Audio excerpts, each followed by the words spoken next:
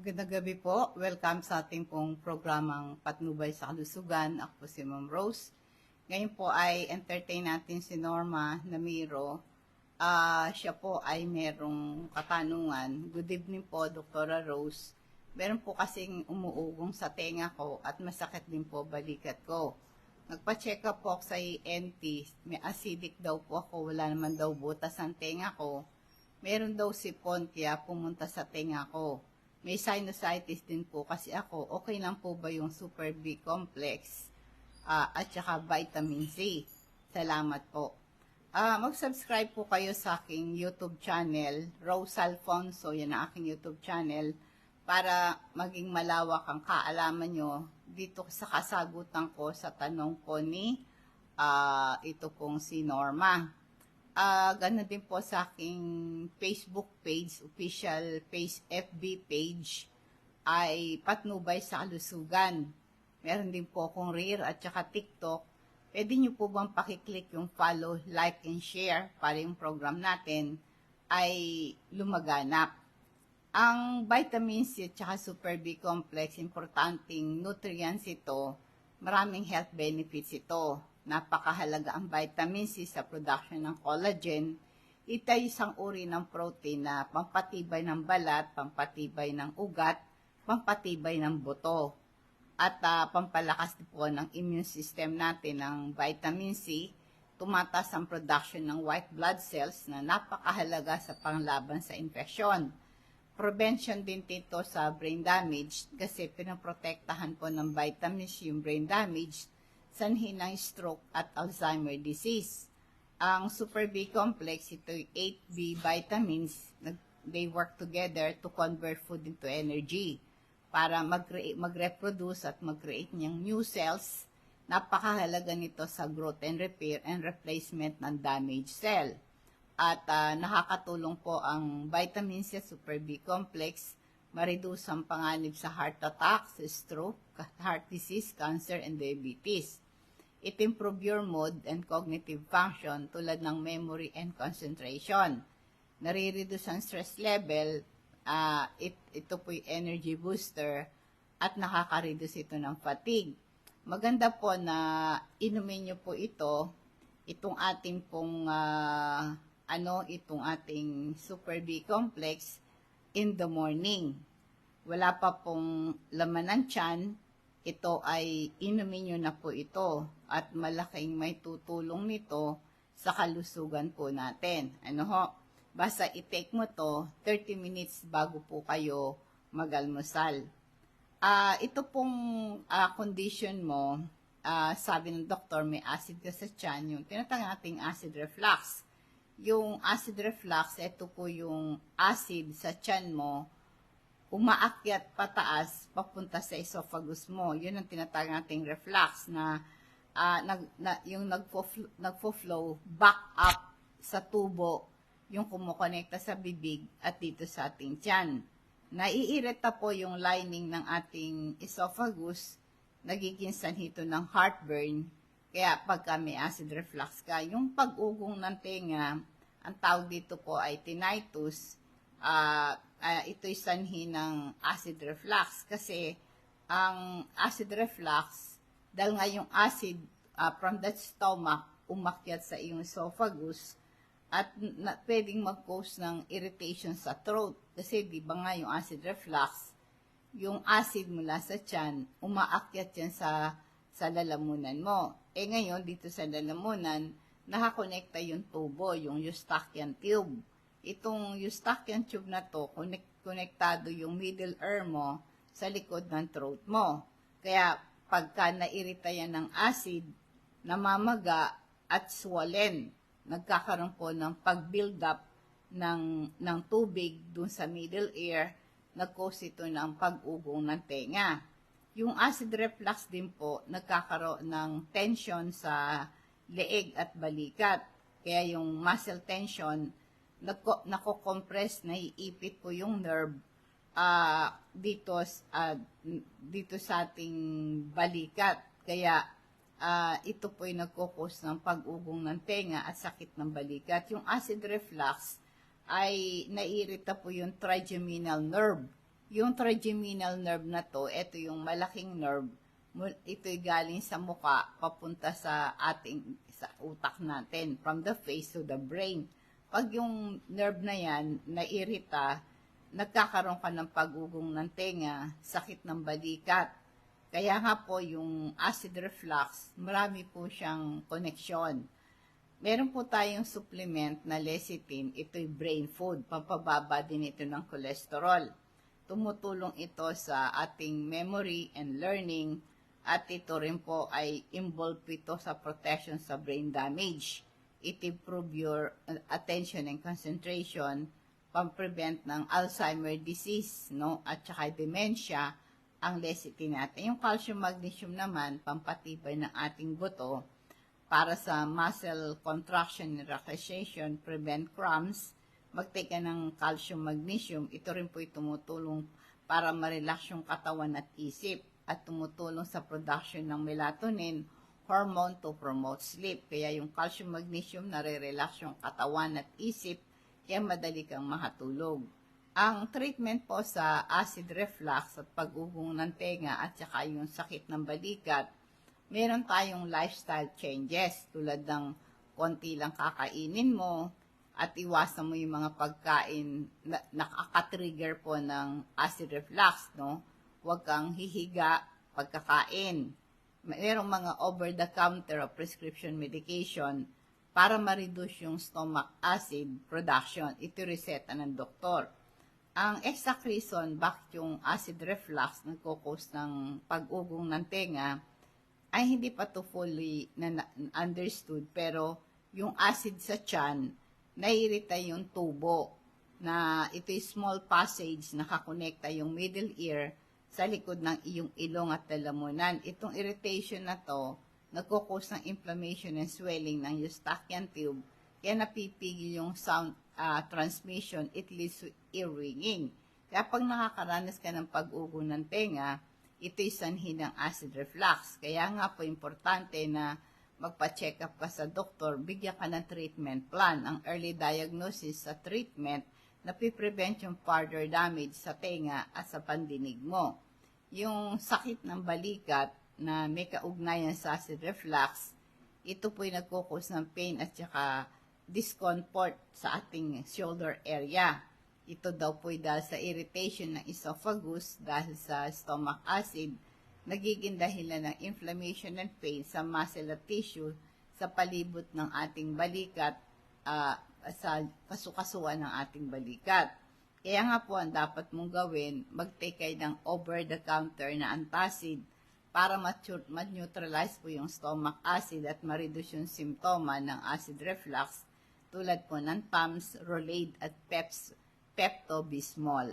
Yan po, merong prescription antacid prescribed ng mga doktor. Ito pong prescribed medication na to, nare-reduce yung acid production, ma-neutralize yung stomach acid. Yung lifestyle changes, tulad kasama po ng konti lang kainin, at saka iwas mo yung mga pagkain na nakaka-trigger ng acid tulad po ng fatty food, spicy food, chocolate, and caffeine. Magpapayat ka kasi pag overweight ka, kasi pag masyado kang mataba, malaki yung bilbil mo, nagkakaroon ng pressure sa stomach at lalong lumalala yung acid reflux mo.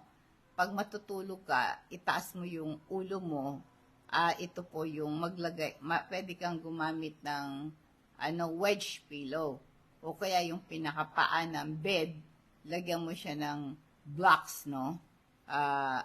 Bawa yung hollow blocks, ilagay mo, ipatong mo yung bandang ulunan ng bed, no? Para sa ganon, naka-incline na ganon. Para yung stomach acid ay hindi bumalik sa iyong sikmura. Huwag kang maninigarilyo kasi yung smoking nakakairita ng lining ng esophagus, lalo nagiging worse yung acid reflux mo. At lalo na po yung alcohol ay ito po ay nagpapalala ng acid reflux ang pag-inom ng alak at soft drinks. Iwasan nyo po yung soft drinks, no? Mga soda. Ang physical therapy nakakatulong para lumakas yung muscle sa palibot ng shoulder joints para ma-improve ang flexibility. para ma-reduce po yung pain at ma-improve ang function. Kaya kung meron kang shoulder pain, kung iniisip mo dahil sa acid reflux, importante na magpa-check up ka, ma-diagnose ka, mabigyan ka ng treatment, no? Kaya ngayon, meron mga additional tips para sa iyong shoulder pain na kaling sa acid reflux. Iwasan mo yung mga tight-fitting clothing kasi nagkakaroon ng pressure yan sa stomach at ang acid mo sa tiyan ay lalong nagiging worse. Kumain ka lang dahan-dahan, iwasan mo kumain ng madami. Nguyain mo mabuti yung pagkain mo at saka para madaling madigest ng tiyan mo yung pagkain mo. Huwag kang hihiga after eating kasi pagka kumain ka, humiga ka, yung stomach acid mo, bubulwak yan pataas sa esophagus mo. Matuto ka mag-manage ng stress kasi yung stress kasi nakapagpapalala ng acid reflux. Kailangan po matuto kang mag-exercise at meditation. Ang magandang exercise po mga pagitan ng 2 to 4 ng hapon. Ito'y nakakatulong para lumakas yung bulb pagitan ng tiyan at ng esophagus. Prevention is better than cure, no? Kaya i-maintain mo yung healthy weight mo, huwag kang magpataba. At saka, kasi po pag mataba ka, nagkakaroon ng pressure sa stomach. At saka pagka nababawasan yung inflammation. At ang gawin mo din, kumain ka ng healthy diet, iwasan mo yung mga processed food, sugary drinks at unhealthy fats, no? At saka i-focus mo yung prutas at gulay, at saka lean meat, no? Lean protein tulad ng fish, chicken, and beans ang kainin mo. Limitahin mo yung kumain ng mga unhealthy fats, saturated fat, and trans fat.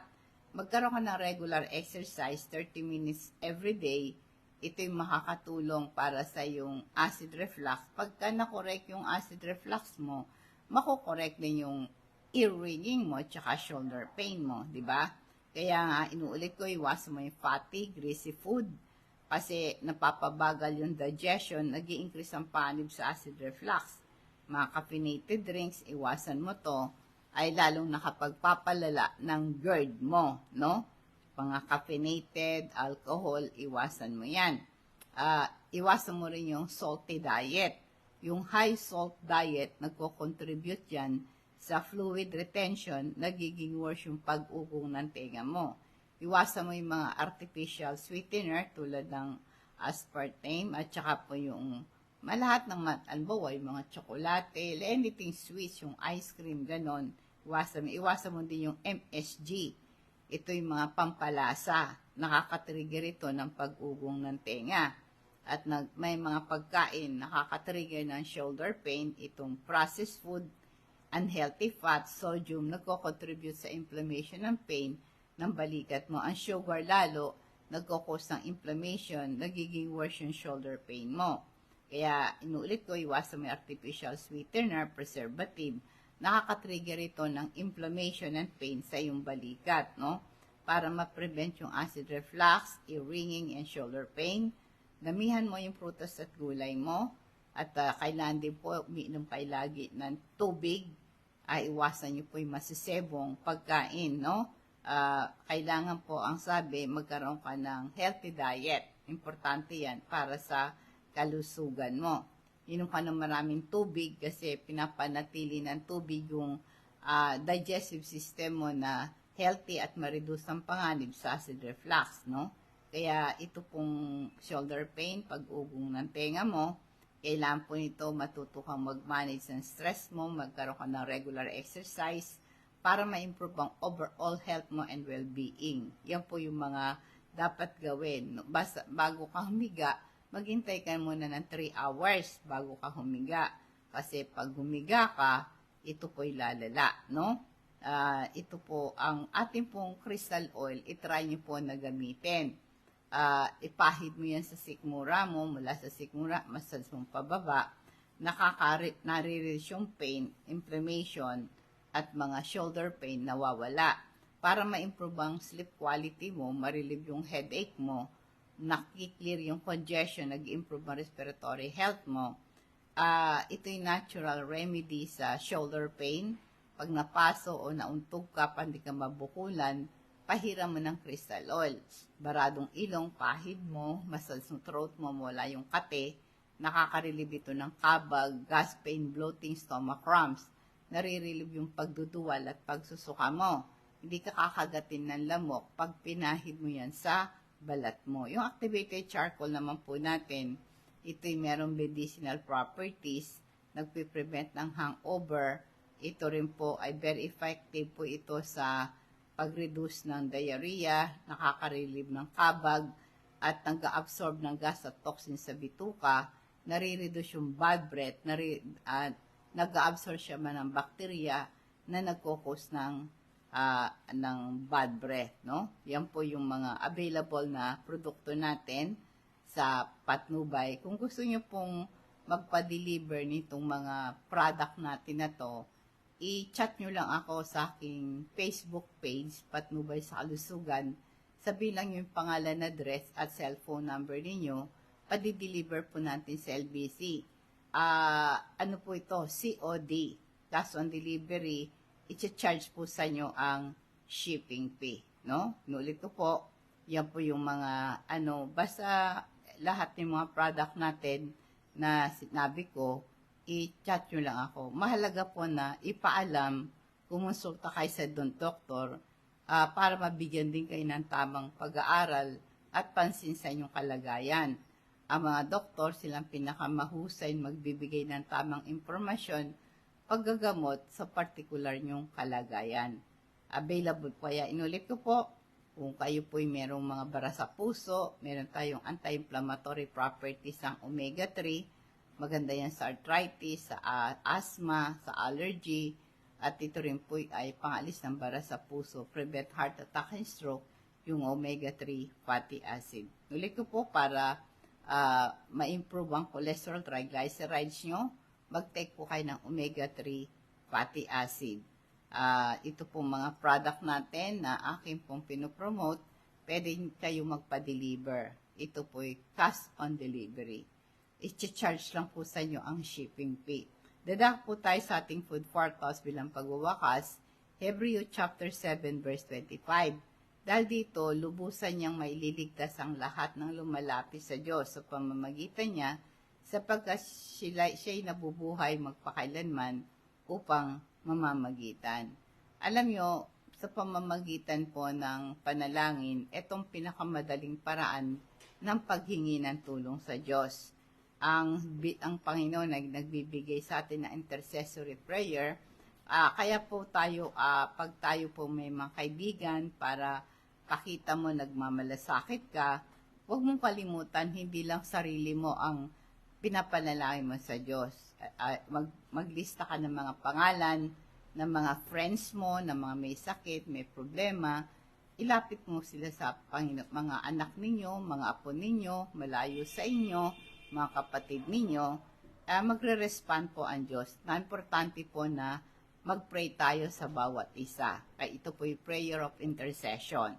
Kaya ito po ang praying, itong praying for someone, importante ito, the act of love sa ating mga mahal sa buhay. Magandang gabi po, nawa pong pagpapala, patnubay Diyos sa atin, and God bless us all.